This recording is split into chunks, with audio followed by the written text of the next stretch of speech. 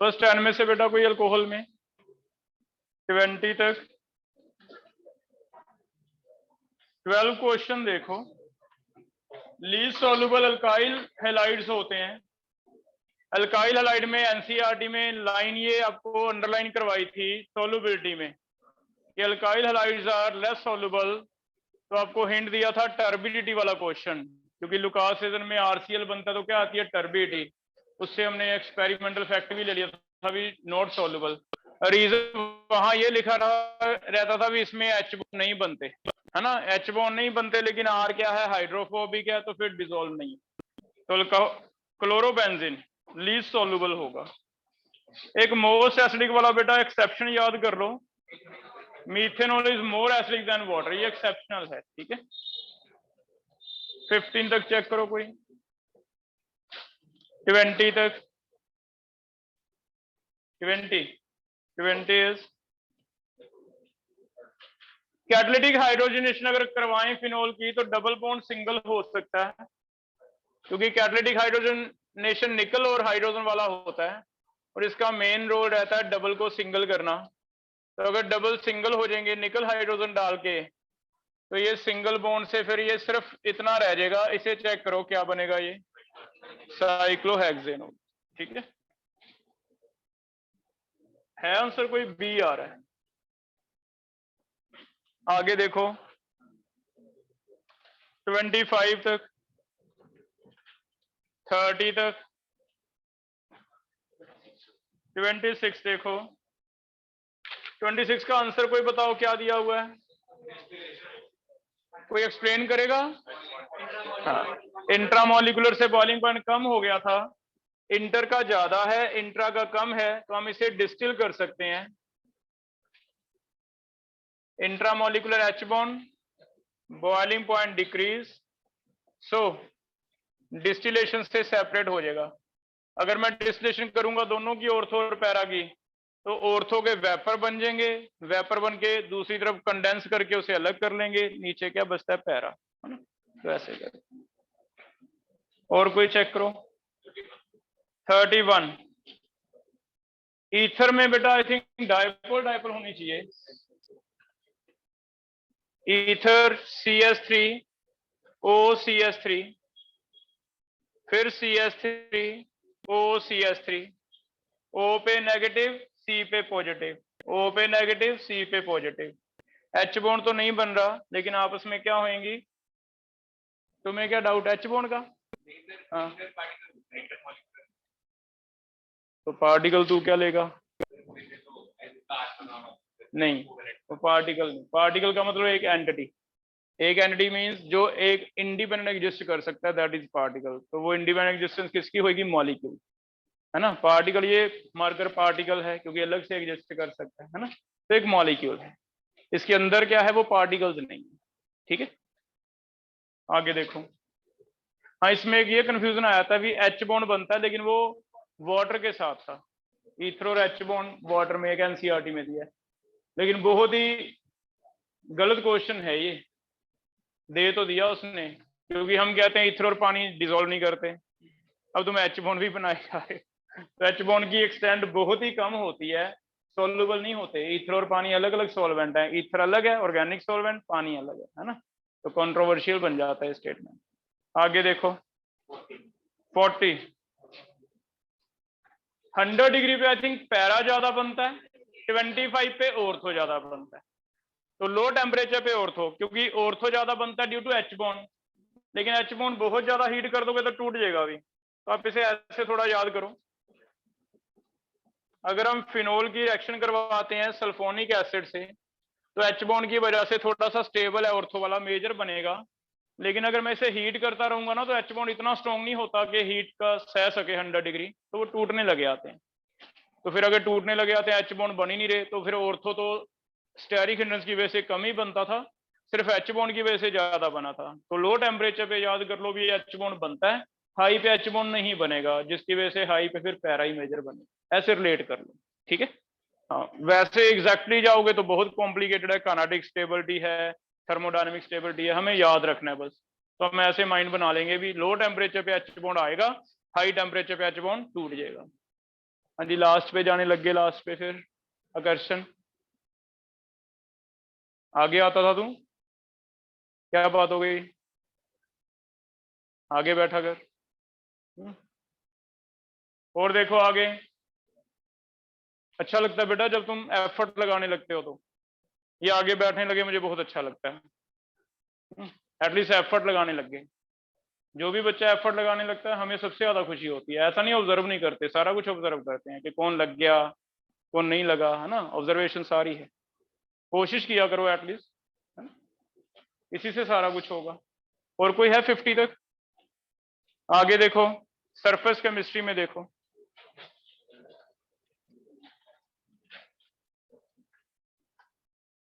Surface में भी ले लें डाउट।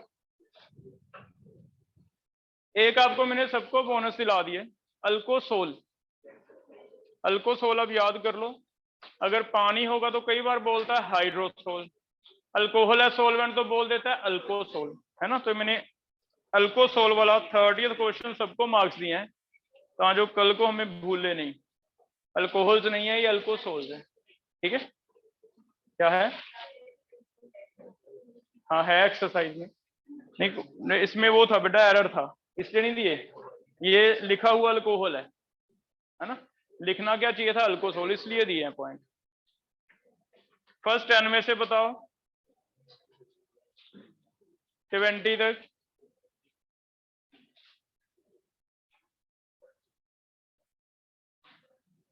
फर्स्ट 10 में से 20 तक नहीं है, 30 तक 10 क्वेश्चन पढ़ना। Nature of bonding in adsorption दोनों ही होंगी, फिजिकल भी होंगी केमिकल भी। अच्छा ऑलवेज आइदर होंगी, हाँ तो फिर इसका,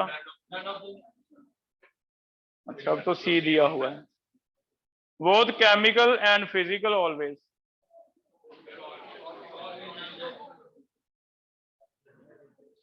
क्या करें अभी, तो बता। सी बनेगा, हाँ दोनों भी हो सकती हैं। फिर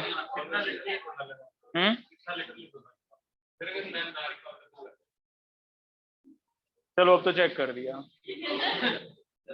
बोथ केमिकल, ऐसे करो एंड काट के, और फिजिकल, बोथ केमिकल और फिजिकल, ठीक है, हो जाएगा correct.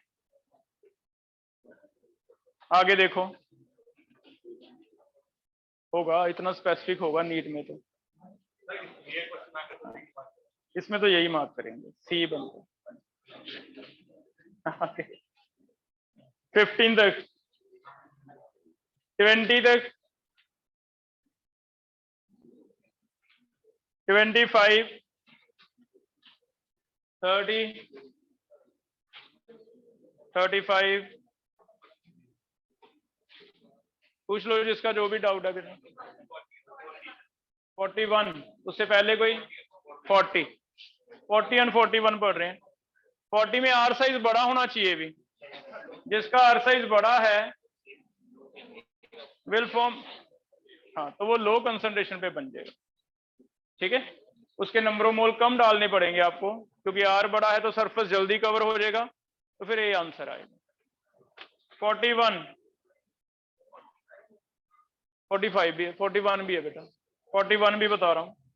Amount of gelatin to be added 100 ml में, अगर तो 10 ml होता फिर तो इतना ही मिलीग्राम में हो जाता, लेकिन ये 100 है तो 10 गुना होगा, है ना। तो वैसे तो 0.01 का मतलब है 0.01 मिलीग्राम, है ना, 0.01 मिलीग्राम, लेकिन 10 टाइम कर दो क्योंकि वो 10 ml के लिए है, तो कितना आ जाएगा 0.1 मिलीग्राम। आंसर देखना क्या है, C answer. 100 ml gold sol है ना, इसकी कोगुलेशन रोकनी है, उधर भी 10% कर दिया ना NaCl। नहीं एक ही हुआ, 10 ml के लिए 1% चाहिए था, तो 100 ml के लिए वो भी तो 10% लगेगा ना, वो तो उसी के लिए हो गया कि 10 ml गोल्ड सोल के लिए 1% लगता था NaCl, तो 100 के लिए 10% लगेगा, वो तो एक ही हो गया। तो बस आपको ये सोचना है भी कितने ml गोल्ड है, 10 ml गोल्ड के लिए जितना लगता था 100 ml गोल्ड के लिए 10 गुना लगेगा, 1000 ml गोल्ड सोल्यूशन के लिए 100 गुना लगेगा, है ना। तो ऐसे 2 बार नहीं करना। आगे देखो 45 पढ़ते हैं। अगर AgNO3 एक्सेस है बेटा तो Ag पॉजिटिव ज्यादा है, तो फिर Ag पॉजिटिव एडजॉर्ब होंगे, AgI बनेगा, लेकिन AgI के ऊपर एडजॉर्ब क्या होंगे, Ag होंगे। ऐसे आना चाहिए, ये फिक्स लेयर, ये डिफ्यूज। क्या आंसर दिया फिर, कौन सा, ये बन गया।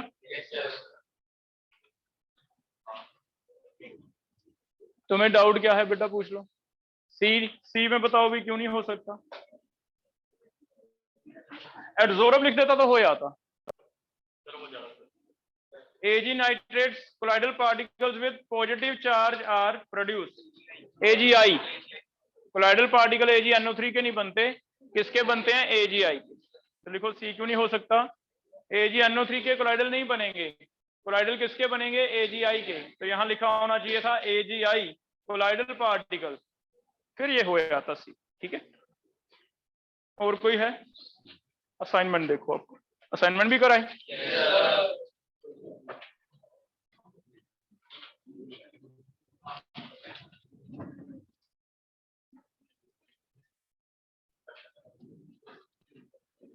फर्स्ट 5 में से बताओ।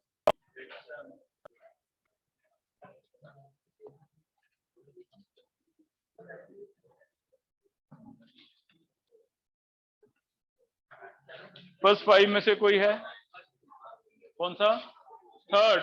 उससे पहले बेटा कोई थर्ड से,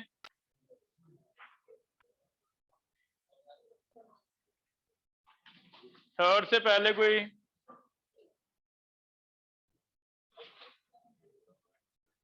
थर्ड क्वेश्चन रीड कर रहे हैं। फेरिकाइन कौन सा देगा, तो फेरिकाइन बेटा कॉम्प्लेक्स के बाहर होना चाहिए, ए नहीं देगा, बी नहीं देगा, सी में है ही नहीं फेरिक, फिर डी देगा। डी में चेक करो, आयरन 3 पॉजिटिव है, तो फिर डी देगा फेरिक, है ना। जो ब्रैकेट के अंदर है वो नहीं देता। थर्ड का हो गया डी। आगे देखो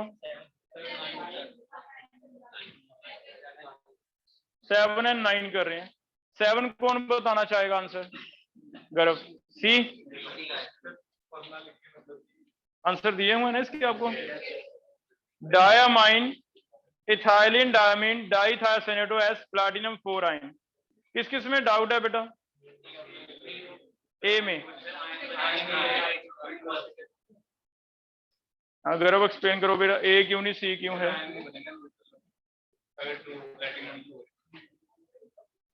चार्ज का फर्क आ रहा है भाई।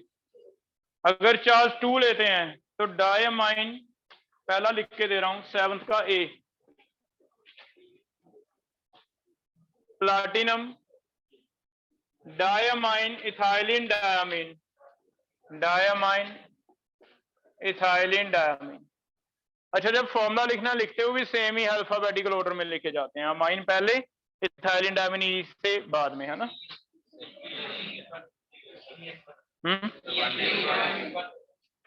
EN 1 है।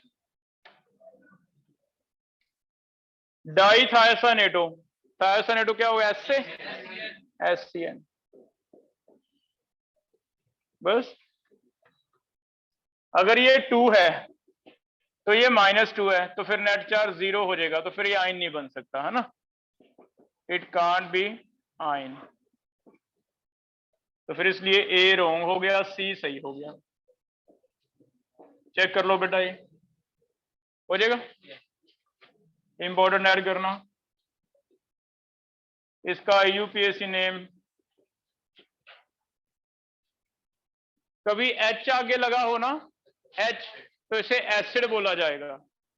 इसे लिखा जाता है हेक्साक्लोराइडो प्लाटिनिक एसिड, बस। H आगे हाइड्रोजन नहीं बोला जा रहा, तो इन्हें एसिड ट्रीट किया जाता है, जैसे हेक्सा क्लोराइडो प्लाटिनिक, ब्रैकेट में लिख लो कितना है, सिर्फ एसिड। तो इंपॉर्टेंट बना के लिख लो, एक आधा ऐसा आ जाए भी, कोई रूल नहीं था बीच में, है ना। कितना लिखूं, 4 लिख दूं, ठीक है। सेकंड, कभी ऐसा आ जाए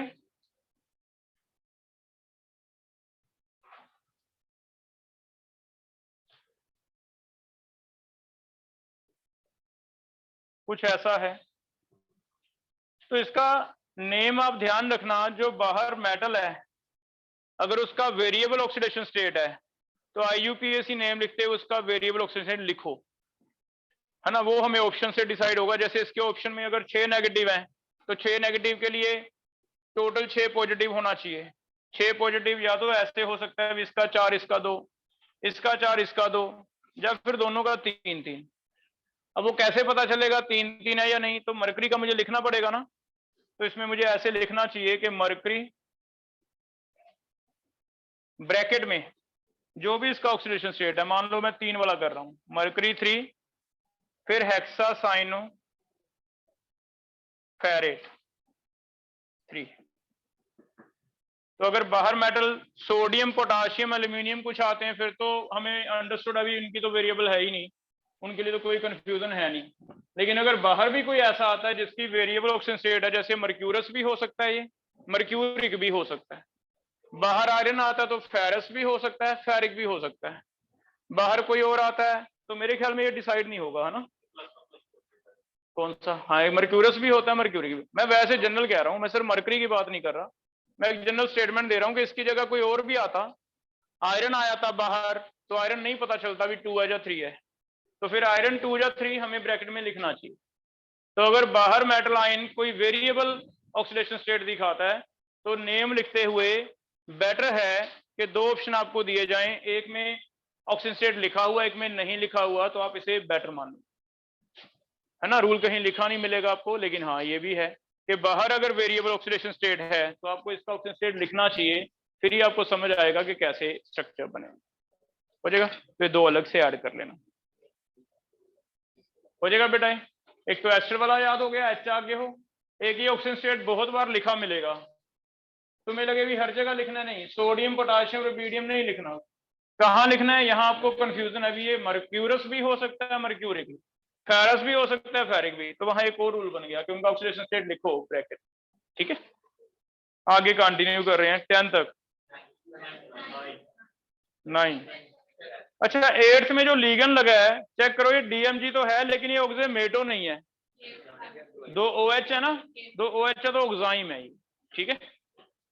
9th कह रहे हो आप, 9 10 9th कर रहे हैं पहले। चीलेट लिख लो, चीलेट किसे कहते हैं,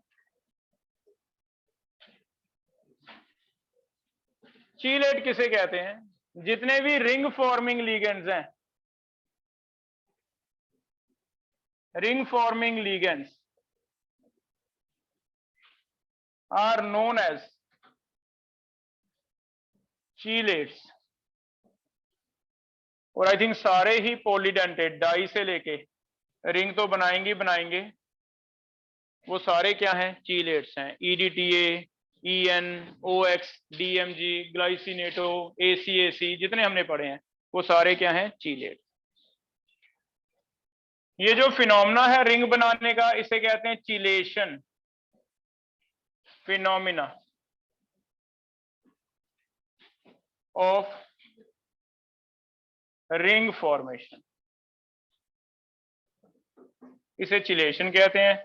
और कहीं ऐसे स्टेटमेंट दे दे असर्शन रीजन में, चिलेशन लीड्स टू स्टेबिलिटी, तो ये सही है, chelation leads to more stability. तो हम मानते हैं भी फ्री एक लीगन पड़ा है, उसके जो कॉम्प्लेक्स हैं वो थोड़े कम स्टेबल हैं, लेकिन वही वाला चिलेशन बना के लगा है तो उसके ज्यादा स्टेबल हैं।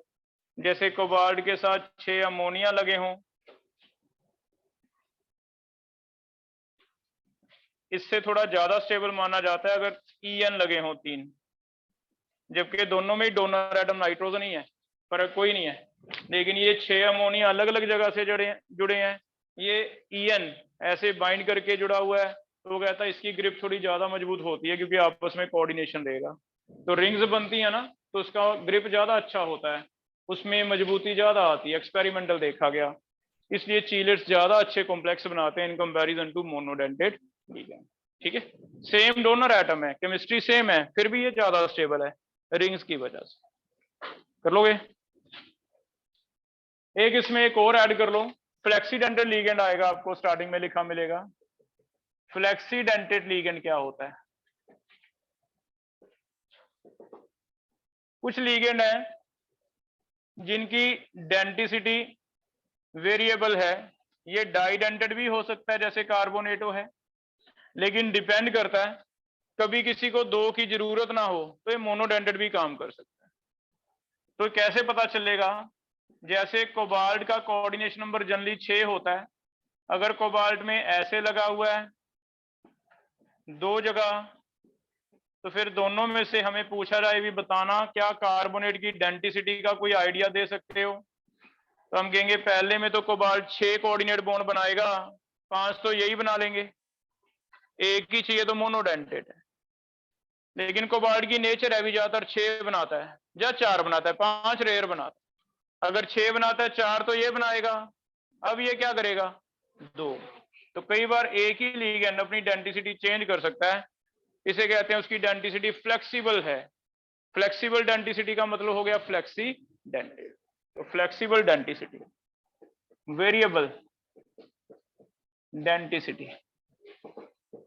कार्बोनेटो लिख लो, सल्फेटो लिख लो, इवन ईडीटीए, ईडीटीए भी चेंज कर सकता है।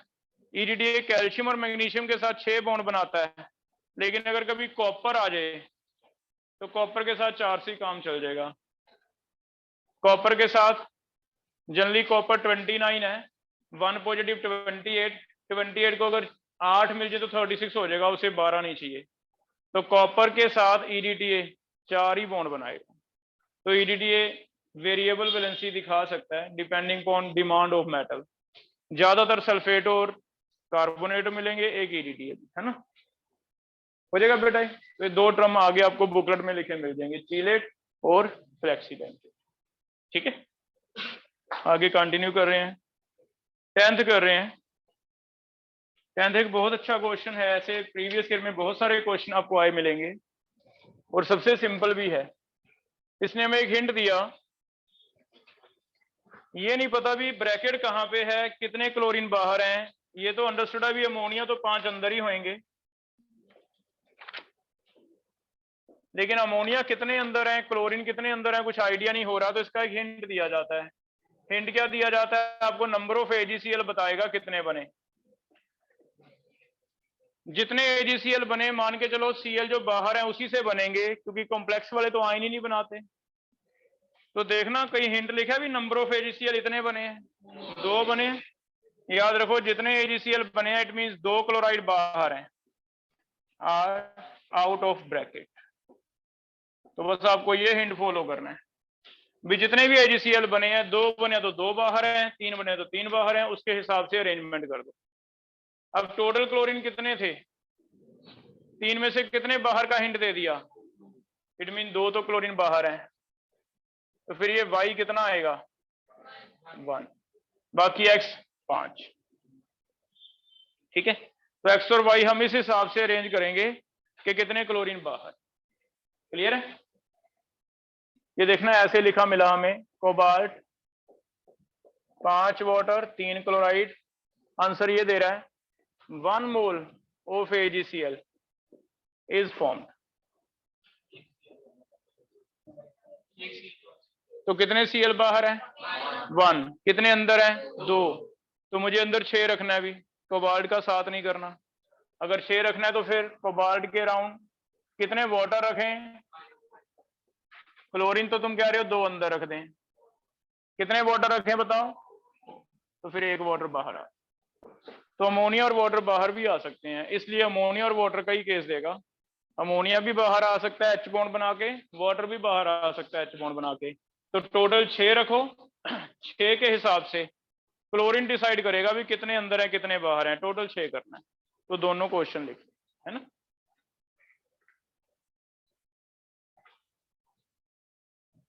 आगे देखो, 10th के बाद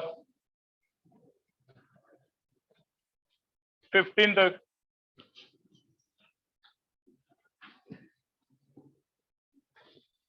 बेटा 16 से पहले कोई 16 कर रहे हैं, 16 से पहले कोई डाउट है? ईएन रूल फॉलो नहीं कर रहा कौन है? तो किसी का ऐसे देखो भी 36 हो रहा हो, बाकियों का एक का ना हो रहा हो, किसका है? 16 पढ़ना ना हमने, 16 का आंसर बी दिया हुआ है, तो बी का चेक करो, फॉलो नहीं हो रहा। क्रोमियम 3 पॉजिटिव है, 24 माइनस 3 प्लस 2 इंटू कोऑर्डिनेशन कितना है? 6। चेक करना कितना बन रहा है? 33। तो इसे कह देता कई बार ईएन रूल फॉलो नहीं हो रहा। ठीक है, हो जाएगा। आगे देखो 20 से पहले कोई 20 कर रहे हैं, याद करना इसीलिए दिया है, अंडरलाइन करो। सोडियम नाइट्रोप्रोसाइड हमें यहाँ तो नहीं आता, प्रैक्टिकल केमिस्ट्री में एक टॉपिक आता है +1 में, वहां पे मिलेगा आपको। तो आपको याद करना है सोडियम नाइट्रोप्रोसाइड का जो क्वेश्चन दिया हुआ है, मैं फॉर्मूला बी दिया हुआ है ना, हाँ, तो ये कॉपी पे नोट कर लेना बेटा, Na2FeCN5NO, इसे कहते हैं sodium nitroprusside. Important is NO positive होता है।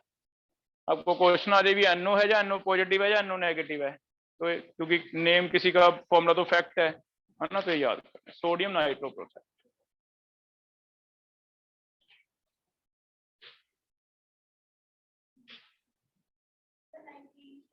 नाइनटीन बेटा 19 चेक कर लो,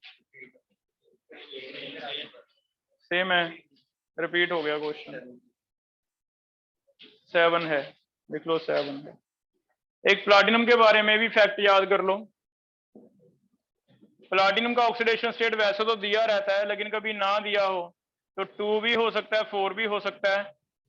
कोऑर्डिनेशन नंबर 2 वाले का 4 होगा, 4 वाले का 6 होगा। तो कई बार इसे यूज करेगा वो क्वेश्चन में कि प्लाटिनम का अगर कोऑर्डिनेशन नंबर 4 है तो आप इसका ऑक्सीडेशन 2 लोगे, अगर इसका कोऑर्डिनेशन नंबर 6 है तो आप ऑक्सीडेशन कितना लोगे? 4 लोगे। जैसे देखना एक क्वेश्चन कर रहे हैं, निकल 6 अमोनिया, प्लाटिनम 6 क्लोरीन। इंपॉर्टेंट बना के लिखो, ये एक एक क्वेश्चन ही है बस, ऐसा जैसे H2 वाला लिखवा दिया है ना, एसिड वाला, मेटल की ऑक्सीडेशन स्टेट वाला लिखवा दिया, जो प्रीवियस ईयर आए हुए हैं कहीं कहीं, है ना। अब ये भी इंपॉर्टेंट है, ये किसका शीट है। अब इसमें अगर तो मैं x मान के 2x लूं तो 2x लेके चेक करो, ये 6 नेगेटिव है, 3 इसका आना चाहिए, लेकिन आपने आंसर वो गलत कर दिया उसने। रीजन जो अभी बताया प्लाटिनम का कोऑर्डिनेशन 6 है, तो अंडरस्टूड है कि इसका 4 होगा। अगर इसका 4 है तो निकल का क्या होगा? है ना। तो वैसे तो हमें x मान के करना होता है, रेयर कई जगह जो कुछ एक फैक्ट है वो यूज करेगा एक आधे क्वेश्चन में, तो यहाँ ये फैक्ट यूज हुआ है कि प्लाटिनम को 4 देना है और इसको क्या देना है? 2। तो इंपॉर्टेंट बना के लिख लो, दोनों का 2x लेके 3 नहीं करना, वो गलत करेगा, है ना। तो प्लाटिनम के लिए याद रखना है 2 है तो कोऑर्डिनेशन नंबर 4 होगा, कोऑर्डिनेशन 6 है तो ऑक्सीडेशन 4। ठीक है, ऐसे हो जाएगा बेटा। तो यहां तक एक टॉपिक क्लियर है हमारा यूपीएससी नेमिंग वाला। कुछ टर्म्स आ गई, वर्नर थ्योरी आ गई, प्राइमरी सेकेंडरी बैलेंसेस। ठीक है, आगे स्टार्ट कर रहे हैं। बॉन्डिंग कल देखना हमने वैलेंस बॉन्ड थ्योरी बता दी थी, तो आगे कंटिन्यू कर रहे हैं क्रिस्टल फ्यूल थ्योरी।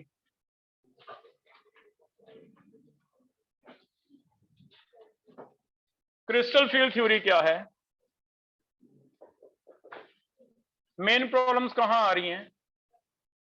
कुछ कॉम्प्लेक्सेस में पेयरिंग नहीं समझ आ रही, जैसे इस केस में उसने कहा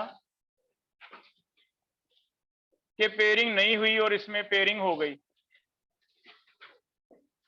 है, दोनों में आयरन 2, लेकिन मैंने आपको बताया कि इसमें तो D6 है, कल ऐसे लिख लिया था ना हमने, लिमिटेशन में चेक करो, कल लिमिटेशन लिख ली थी इसकी बेटा। लेकिन इसमें वो कह रहा है भी ऐसा नहीं है, पहले 3 अलग बरजेंगे, इसमें पेयरिंग हो गई है ना। अब ये हमें CFT बताएगा, क्रिस्टल फील्ड थ्योरी, के पेयरिंग कहां होएगी कहां नहीं होएगी।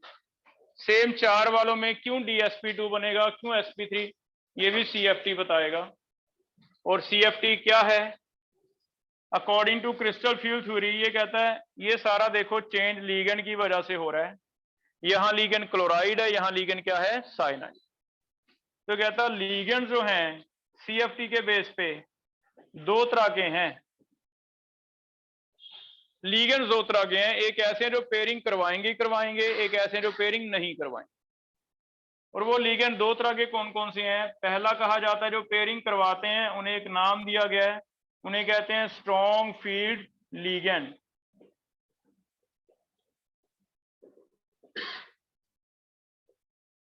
स्ट्रॉन्ग फील्ड लीगेंड, ये लीगेंड जनरली ज्यादा मजबूत बॉन्ड बनाते हैं, स्ट्रॉन्ग बॉन्ड बनाते हैं, कोऑर्डिनेट बॉन्ड इनका स्ट्रॉन्ग बनेगा मेटल के साथ।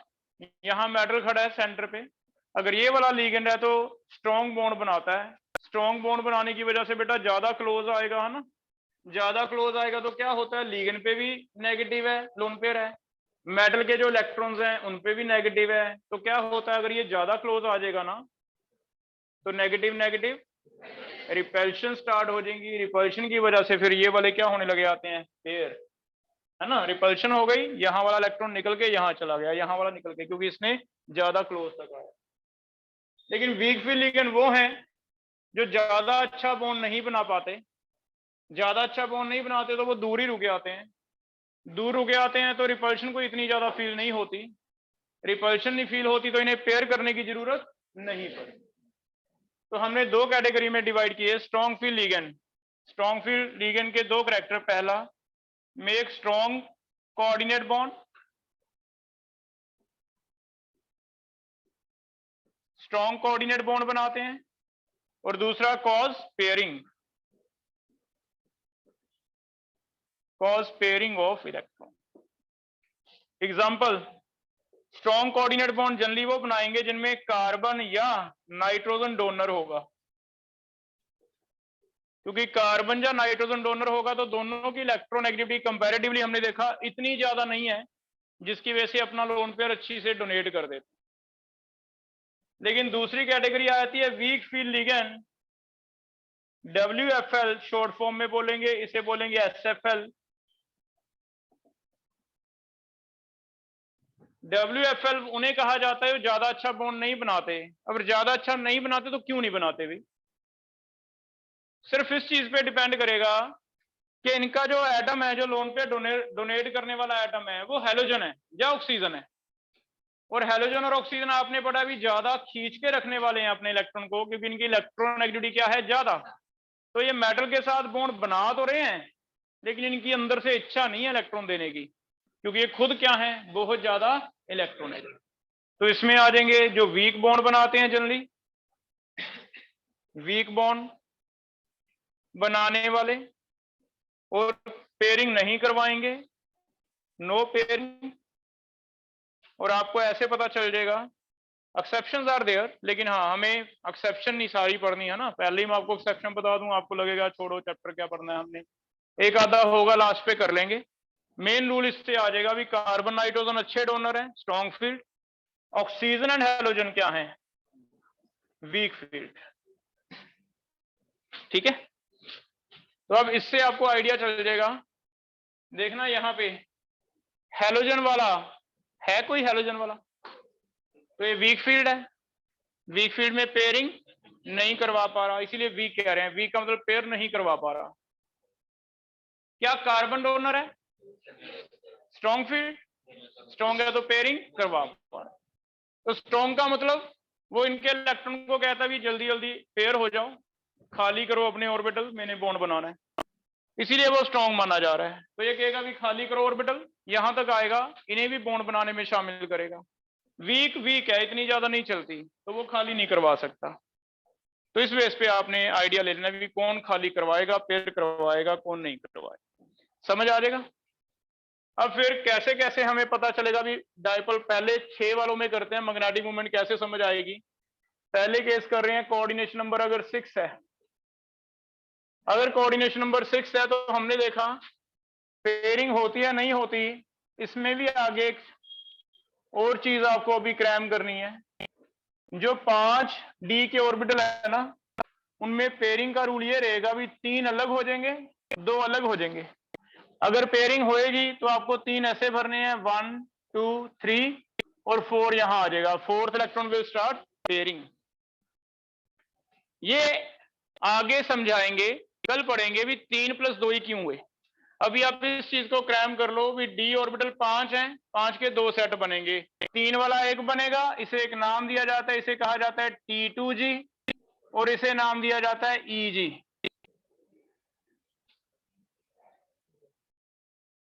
अगर पेयरिंग करवानी है हमने स्ट्रॉन्ग फील्ड, तो मैं ऐसे लिखूंगा 3 + 2, पहले 3 ये भरूंगा D1 D2 D3। अगर D4 आता है आगे नहीं भेजना, यहां पे D4 D5 D6 D7 D8 आगे जानी पड़ेगी। लेकिन अगर वीक फील्ड है तो फिर कोई सेपरेशन नहीं है, फिर हमें इकट्ठे भरने हैं, कहीं पे कोई सेपरेशन नहीं है। हाँ, नाम देने को आप दे सकते हो भी पहले 3 को नाम तो फिर सभी में देना पड़ेगा। पहले को T2G, इसमें क्या है EG।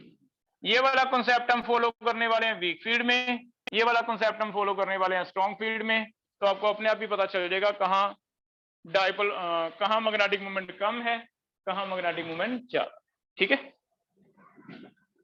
तो कोऑर्डिनेशन नंबर 6 वाला केस करेंगे। अभी हम जनरलाइज कर लेते हैं, अभी स्ट्रॉन्ग फील्ड है तो क्या होगा, वीक है तो क्या होगा। कल को कोई क्वेश्चन आएगा तो स्ट्रॉन्ग वीक आपको पता चल ही जाएगा भी कार्बन डोनर है या एन डोनर है तो स्ट्रॉन्ग है, हेलोजन है तो वो है तो क्या है, वीक है ना। तो अब जनरल कर लेते हैं। अब हमने स्ट्रॉन्ग फील्ड है तो ऐसे भरना है, वीक है तो ऐसे भरना है। ठीक है, कितने केस बन सकते हैं, ज्यादा से ज्यादा D1 से लेके D10, इससे ज्यादा तो बन ही नहीं सकती। इट मीन सिर्फ 10 केस हैं जो हमने पढ़ने हैं, उससे हमारा सारा कंक्लूजन निकल जाएगा। D1 से स्टार्ट करेंगे, D1 D2 D3 D10 तक लिख लेंगे। फिर आपको सिर्फ इतना डिसाइड करना होगा भी कार्बन नाइट्रोजन डोनर है तो SFL वाला केस है, अगर ऑक्सीजन या हाइड्रोजन डोनर है तो WFL। उसके बेस पे हमारे क्वेश्चन होगा। ठीक है, तो हम स्टार्ट करने वाले हैं। पहला केस ले रहे हैं D1 का। मान लो D1 है, आपको आ गया वीक फील्ड लिगेंड, तो कैसे भरेंगे। तो वीक फील्ड में पेयरिंग नहीं करवा सकता, तो इसने D ऑर्बिटल को इकट्ठा भरा है, T2G एंड EG। लेकिन अगर स्ट्रॉन्ग फील्ड है, स्ट्रॉन्ग फील्ड है तो 3 अलग भरे हैं, 2 अलग। क्या अभी इतना याद कर लोगे आप, क्योंकि पहले इंपॉर्टेंट है थ्योरी में आपको कल समझाऊंगा, ज्यादा इंपॉर्टेंट है क्वेश्चन करना। तो हमें क्वेश्चन इसके बेस पे आ जाएंगे पहले करने। क्यों हुआ हल्का सा माइंड में आएगा भी 3 + 2 क्यों है, थ्योरी कल पढ़ लेंगे, क्योंकि वो क्वेश्चन एक बनेगा, ये क्वेश्चन 99% इसमें से आएगा। तो पहले ओवर स्ट्रेस करने की बजाय माइंड को रिलैक्स रखो। मान लो आपको याद करवा दिया हमने, क्रैम कर लिया भी SFL है तो 3 अलग भरने हैं, 2 अलग, WFL है तो 5 इकट्ठे।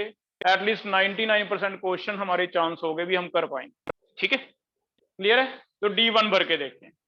अब जब एक ही D है, मुझे नहीं लगता कोई फर्क पड़ेगा, क्योंकि D1 तो पहले में ही जाएगा, ये पहले में ही जाएगा, तो इसमें स्ट्रॉन्ग फील्ड हो या वीक फील्ड हो कोई फर्क ही नहीं पड़ना।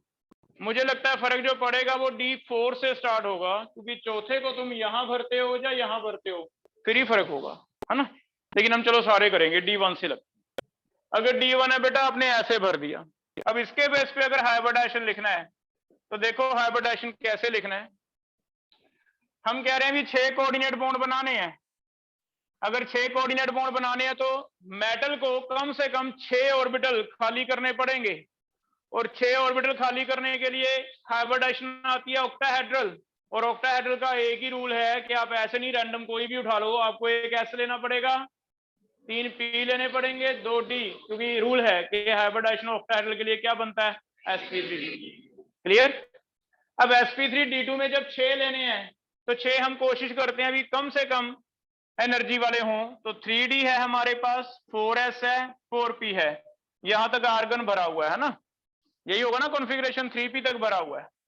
अब कोई भी मेटल आता है D1 से D10 तक, उनमें आगे 3d होगा, फिर 4s होगा, फिर 4p होगा। मुझे लेना है 1s 3p, ये तो लेने ही लेने हैं हमेशा।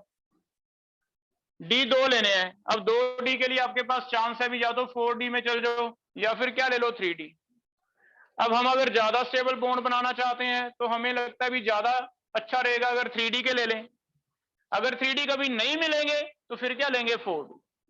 तो आपको ये देखना है भी 2d, अगर तो 3d के खाली हैं फिर तो यही लो, ये लेंगे d, तो हमें अगर 3d इन्वॉल्व होते हैं तो फिर आपको थोड़ा फॉर्मूला चेंज करके ऐसे लिख देना है D2sp3। इसका मतलब ये है कि d तो 3d के हैं, बाकी 4s 4p है। लेकिन अगर 3d कभी नहीं मिलता, मान लो ये वाले दो खाली हैं, फिर तो आपको d मिल गए दो। लेकिन अगर मान लो D6 होता या D5 होता, D5 में देखना 1 2 3 4 5, क्या ये खाली रहते? नहीं रहते, तो फिर 3d में ले नहीं ना सकता, चाहता हूं लेना लेकिन ले नहीं सकता, फिर 3d छोड़ के क्या लेते? 4d। 4d लेते तो इसे ऐसे लिखा जाता है क्योंकि d बाहर वाले लिए हैं, बाहर वाले लिए तो फिर s पहले, फिर 3p, फिर 2d। अंदर वाले d लिए हैं D2sp3, बाहर वाले d लिए हैं sp3d2। इन्हें अंदर वाले लिए हैं तो एक नाम दे दिया इनको इनर ऑर्बिटल कॉम्प्लेक्सेस, और अगर बाहर वाले d लिए हैं तो हम समझ गए भी 4d लिया ये तो इन्हें नाम दे दिया क्या? Outer orbital complexes. और ये केमिकल बॉन्डिंग में कोई फर्क नहीं पड़ता, इसका सिर्फ इसी टॉपिक में है कि आपको d अंदर वाले लेने हैं या बाहर वाले, इससे पता चलेगा भी स्ट्रॉन्ग फील्ड है या वीक फील्ड है। तो हम इसे दो तरह लिखने वाले हैं। अगर अंदर वाले खाली हुए तो क्या लिखोगे? D2sp3। अगर यहां 2 इलेक्ट्रॉन आ गए कभी तो आपको क्या लिखना है? sp3d2। Inner orbital and outer orbital, नाम याद हो गए, सिंपल है। अंदर वाले ऑर्बिटल इनर ऑर्बिटल, बाहर वाले तो आउटर ऑर्बिटल। क्लियर है? इसके बेस पे तुम इसकी हाइब्रिडाइजेशन बताओ। आपको सिर्फ इन दो पे ध्यान देना है, 3 खालियों कोई फायदा नहीं, लेंगे 2 ही क्योंकि फॉर्मूला है sp3d2 का।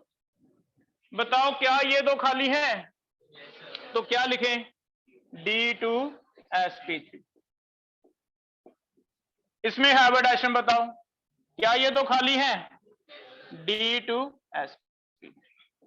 ये भी इनर ऑर्बिटल है, ये भी क्या है? Inner orbital. मैग्नेटिक मोमेंट बता दो बेटा, mu root of n+2, root of 3 आ रहा है, दैट इज 1.7। ये भी सेम आ रहा है,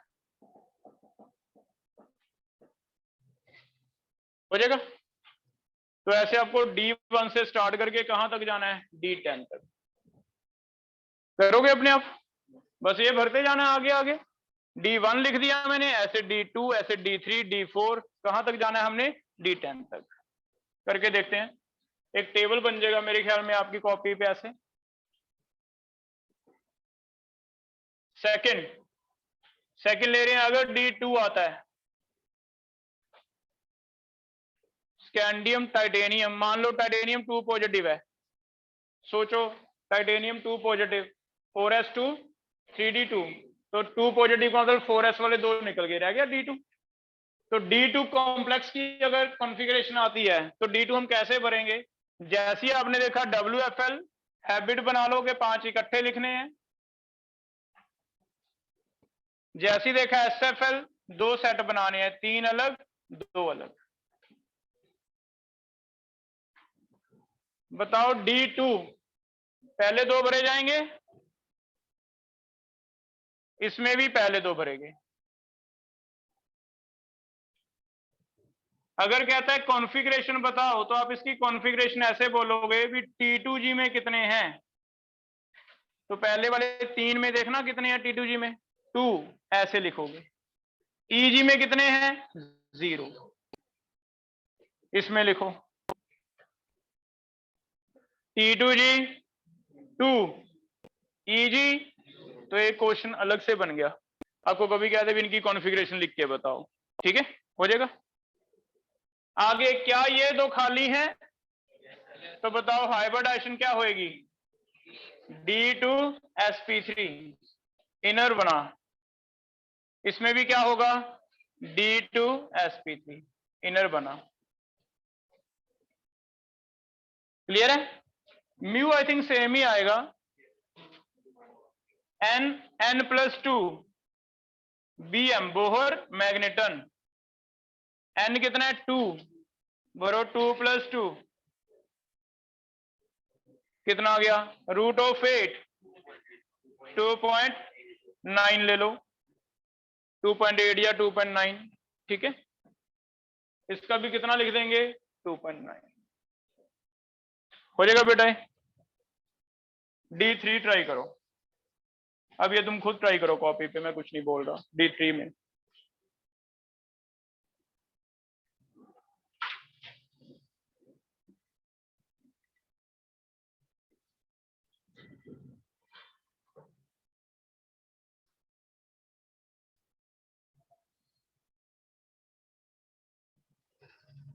बताओ T2G कितने?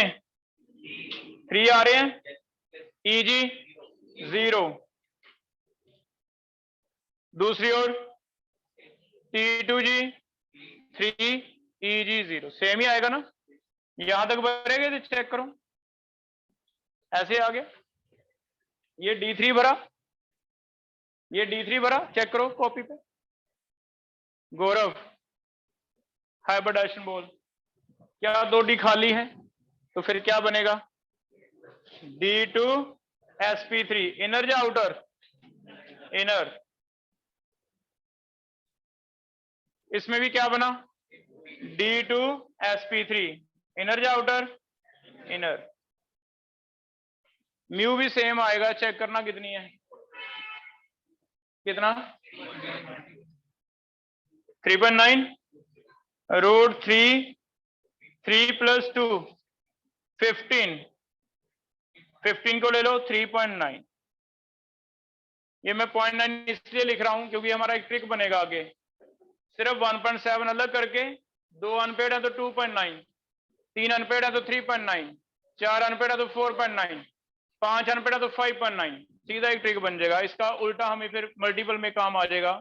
आपको देगा अभी इसका म्यू है 3.9, सीधा दिमाग में स्ट्राइक किया, अभी 3 अनपेड है। आपको देगा म्यू 4.9, सीधा पता चल गया अभी 4 अनपेड है। आपको देगा म्यू 5.9, तो सीधा पता चल गया 5 अनपेड। ठीक है, 5 के बाद पेयरिंग स्टार्ट हो जाती है ना, जरूरत नहीं पड़ती। D3 तक आ गया बेटा। अब चल रहे हैं D4। D4 से डिफरेंस पैदा होगा अगर हमारे पास WFL है, तो आप खुद ही चेक करो, मुझे नहीं लगता भी 2D खाली बचते हैं।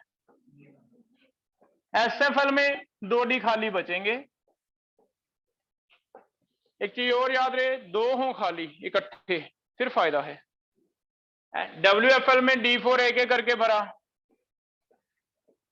इसमें 1 2 3 चौथा, ठीक है। कॉन्फ़िगरेशन T2G बोलो कितना लिखूं? EG 1, ये 3 T2G हैं। T2G यहां से डिफरेंस पैदा होगा, है ना, तो इसमें मेरे ख्याल में फर्क पड़ेगा। अब बताओ क्या 2D खाली हैं? तो फिर D2 अंदर वाले नहीं मिल रहे, तो फिर आउटर वाले बनेंगे, sp3D2 आउटर बनेंगे। लेकिन इसमें खाली हो गए, तो इसे हम लास्ट पे कंक्लूजन निकल जाएगा, आपको बहुत ही इजी याद हो जाएगा, ट्रिक बन जाएगा कहां कहां फर्क पड़ता है, बाकी में जरूरत नहीं देखने की, है ना। आगे D5 कर रहे हैं, म्यू निकाल लोगे? अब म्यू ना लिखूं मैं? म्यू का तो बस फॉर्मूला लगाना है ना। D5 5 इकट्ठे भरो, 3 अलग से भरो, 2 अलग से भरो।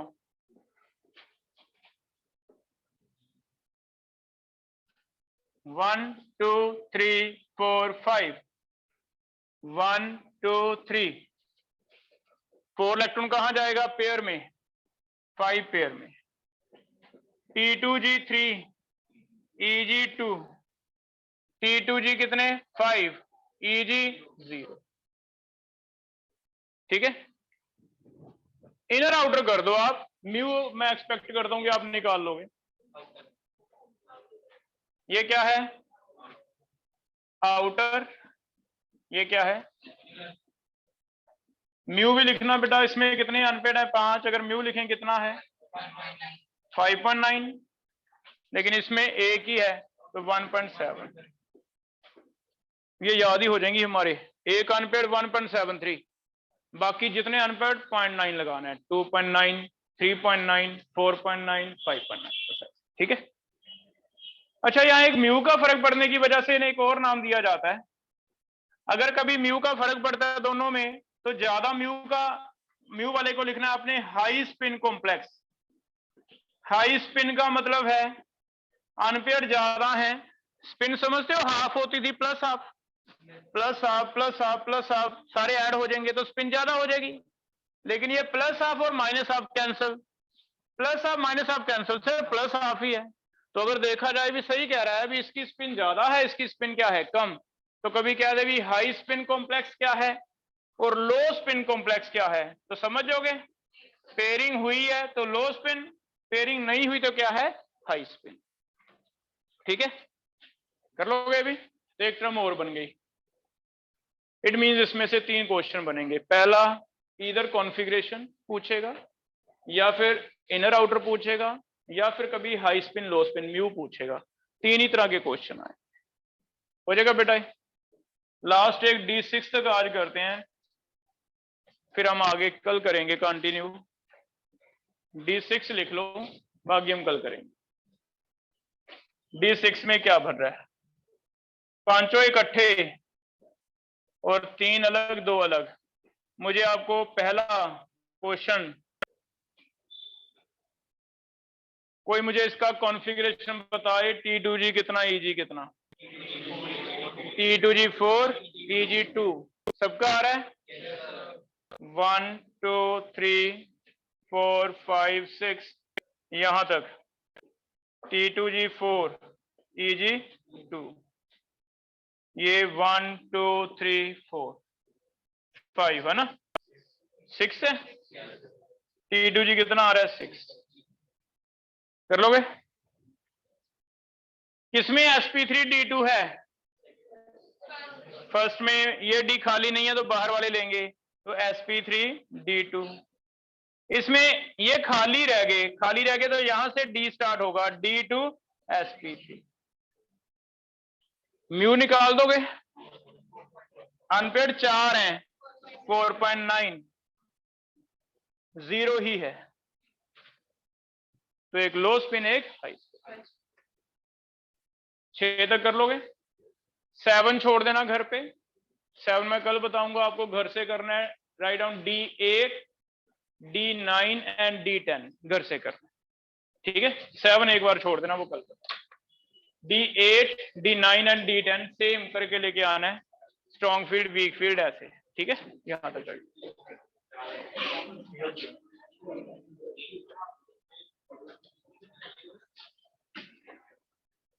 कोई और डाउट है बेटा ऑनलाइन में?